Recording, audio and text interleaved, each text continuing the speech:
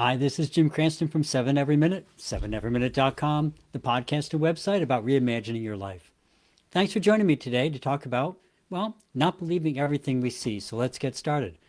If you like what you hear today, please leave a like, subscribe, tell your friends, send me a message. We're taking a break, actually, 1 week break. We're going to wrap up the SMART goals and everything we talked about last week. I decided that actually there was Easter in the middle. People probably had other things going on. It was just a holiday weekend and a little different. So hopefully you're able to think about other things over the weekend. And I just wanted to just realized knock something. Give you a chance to work on your homework a little bit and think about different things and kind of get back in the role of things after the little holiday. So instead, we're going to take a quick look at how our built-in biases, which we form as kind of a normal process of life, actually often become more ingrained even when we read neutral material or look at neutral things on the internet or the TV, and how we can try and keep and actually, kind of more open-minded and neutral perspective. So although the word bias has gotten, a lot of bad reputation over the years, in reality, it's kind of just a survival mechanism that works by looking at past experiences and making future decisions based upon previous outcomes. It's pretty straightforward. It's pretty useful and necessary survival mechanism. You know, we form those lessons from what we actually see happen to us, and that help guides our future life so we avoid things. And it can be either what happens to us directly or kind of second or third person experiences instead of by our own life events.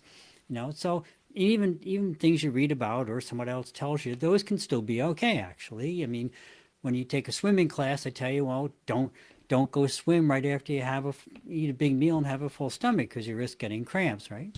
Seems pretty harmless, and it is. But what about when our news of the world and other sources of information itself has a bias? Well, then we tend to kind of inherit that bias ourselves, since unless we're told otherwise, we tend to think of our sources as either neutral or they kind of agree with us to some amount. And it's not necessarily a bad thing, but this is where it starts to get particularly interesting. There's a fellow, Mr. Roland Fryer.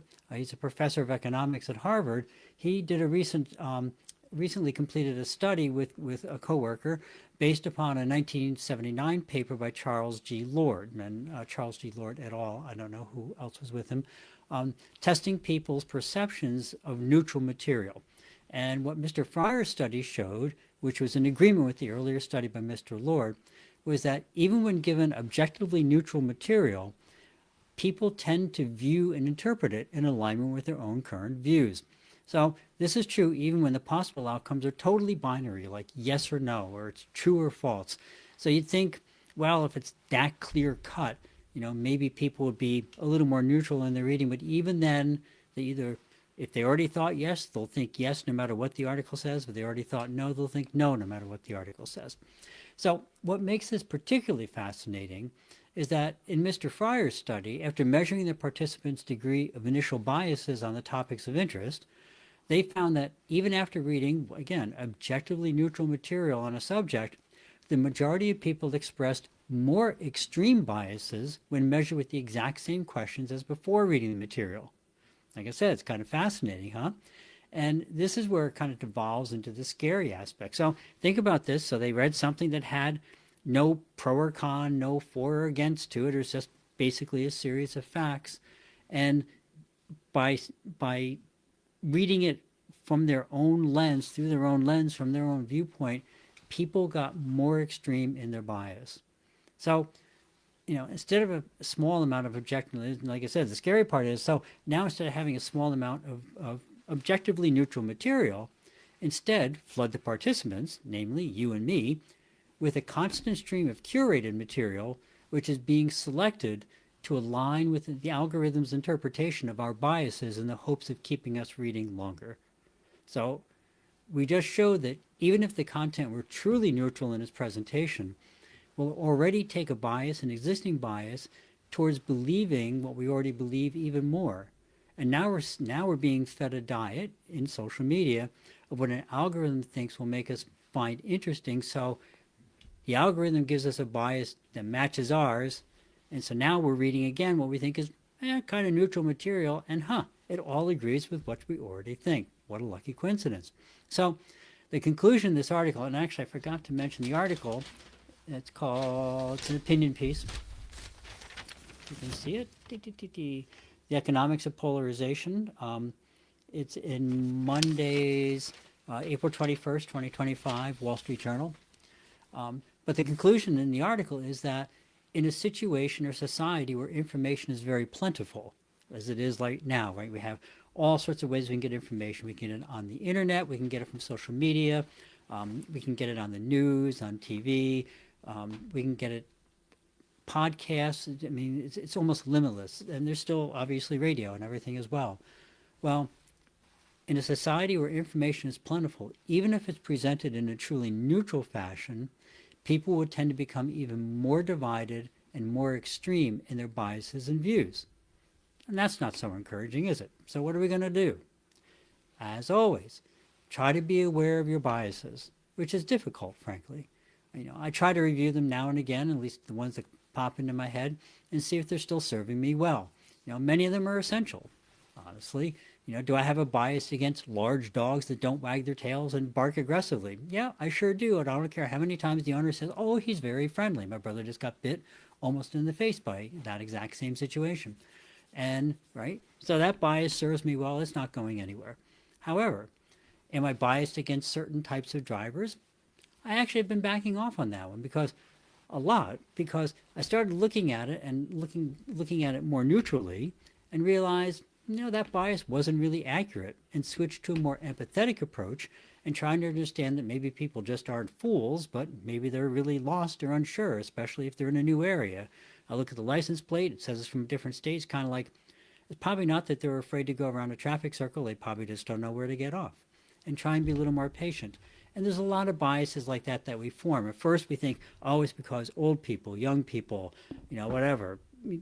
Pick whatever easy characteristic you want to use. Those people tend to drive slow and they're really annoying. But in reality, we've picked and associated the wrong things and made a false bias in our minds. And so trying to sort those out and catch them, right? It takes some conscious effort to do that. But when you start looking at it, you can kind of weed some of the things out and say, that really doesn't serve me very well, because if you start looking, you realize, I'm actually wrong a lot more times in that bias than I'm right. Another approach, although it's a bit harder, is that to try and see the other side being presented when you hear a story or read an article or see something on the internet or hear a podcast or whatever. This one's kind of difficult. I know, I skim a lot of material. There's a lot of things I would like to read, and actually this particular article, I read the first paragraph and a half or something like that of it and thought, well, this just kind of seems like it's going nowhere quick. And because it wasn't heading in the direction that I had expected it to, which is a bias. And then I went back and thought, they devoted a pretty prime space to it. I probably should just take the time and read it. And indeed, when I first read it, even then it's kind of, I don't know, I'd agree with that. And then reread it again and thought, no, actually, when you just read it and don't go in trying to read it to make it fit your expectations, the message is quite different than I first thought. It takes a lot of patience to do that, and it's not always easy to do because you like to see things that make you feel smart. Oh, look at this. This person thinks the same way I do. They must be a very smart person because I'm very smart. That's a natural bias. And working through that and getting it to the point where you purposely look for opposing points of view is difficult. And a lot of people are very bad at it. I mean, I have my troubles for sure, but I know a lot of people who are just horrific at it. And it's because they're not interested in looking for a dissenting point of view. They don't want to be challenged. And if you want to be really effective in society and really effective in anything, in just your discussions, whatever, you really want to challenge yourself to make your points not only better, but to make them relevant. It isn't just to prove to myself that someone else is wrong if I get into a discussion with them. We talk about it's really important to have discussions with people who you don't necessarily agree with.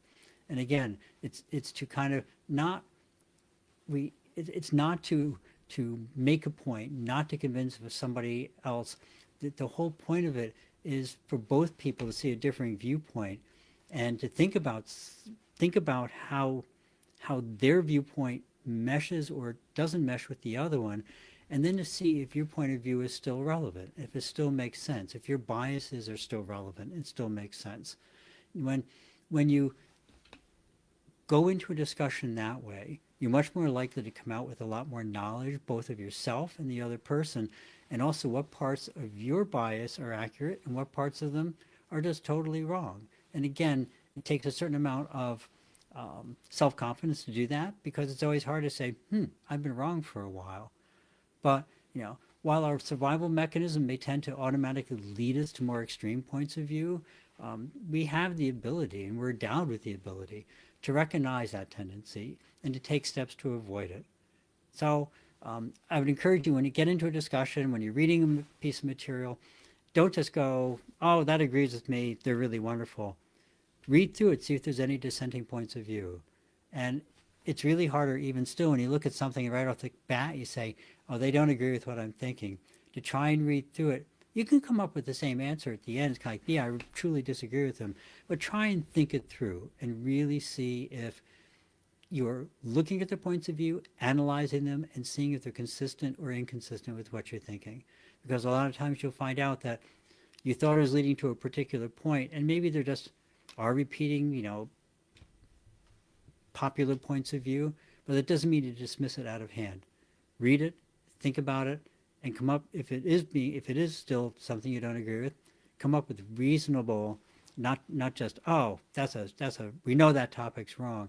Come up with the reasons and see if the reasons are still accurate. So your homework for this week: take some bias that you know you have, because we all have them. It could be something you learned by yourself, learn from others, maybe it's handed down, oh, grandpa always said thus and such. Take that bias and examine it in the full light of day, right? Don't assume it's correct, and don't just say, well, I know that one's right. But anytime you tend to fall back upon it, stop and examine it to see if it really is accurate and if it still serves you well. A lot of things that we've learned over time are just 101% wrong. It's just, who knows how they got started? It doesn't really matter how they got started. It's up to you to stop them and make them serve you again. Extra points if you think about where it came from, though. And then you can look for similar thoughts that may also be a bit outdated, and how you can reframe your thinking to be more aware of facts versus biases masquerading as common knowledge. That's particularly, like I say, we try and stay semi neutral on politics for a variety of reasons. I may do a separate podcast where I'm not neutral at all in politics, but that's another whole story. But really, right now, there's a lot of people saying a lot of things and they're basing it upon common knowledge. And it doesn't take much looking to see that the common knowledge is 100% wrong. And so serve yourself well. And this isn't just to say everything somebody says is wrong, and which is a different bias when you say everything somebody says is when somebody else says is wrong. But look at whatever you hear, think about it, and whether you agree with it or disagree with it, look at the opposing side and see if there's any fact to it at all. If there is, you might have some adjusting to do in your own way that you look at the world. So that's it for the evening.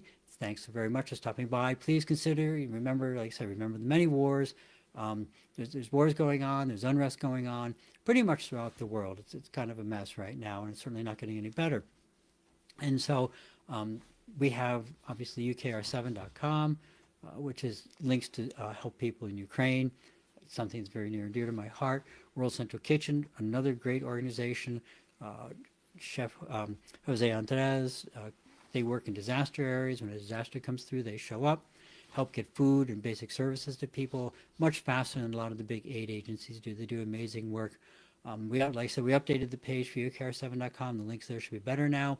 But not only just Ukraine, Middle East, Africa, there's just stuff going on everywhere. In Asia, just a lot of things, but there's also stuff going on in your own neighborhood. It doesn't have to be a national or international organization. Just there's a lot of local places that can always use your help. And if you're just not in a position or a mindset where you want to donate to any of these groups, just something simple. Smile to somebody, make their day a little more pleasant. You have the ability to make somebody's life a little nicer every time you meet them. And so try and take that opportunity. And, remember, one of the best ways you can help yourself is to help others. when you look outside yourself, it changes your perspective on the world, gives you a different view on the world, and really makes you realize that there's a lot of good stuff going on out there that you might overlook if you get too wrapped up in yourself. So try and look outside, make somebody's day a little brighter, give to one of these organizations, give to a local organization, do what you can. Certainly the world needs a lot of livening up and happiness spread around right now. Not happiness isn't foolish happiness, but truly sincere helping people happiness. As always, thank you for stopping by. If you found something interesting or useful, please pass it along. Please share, subscribe, and hit that like button. And if you see something interesting, great, let me know. And if you don't, let me know that is what you'd like to hear as well. Have a great week. Remember to live the life that you dreamed of, because that's the path to true contentment. Love and encouragement to everyone. See you next week on 7 Every Minute and 7everyminute.com. Thank you.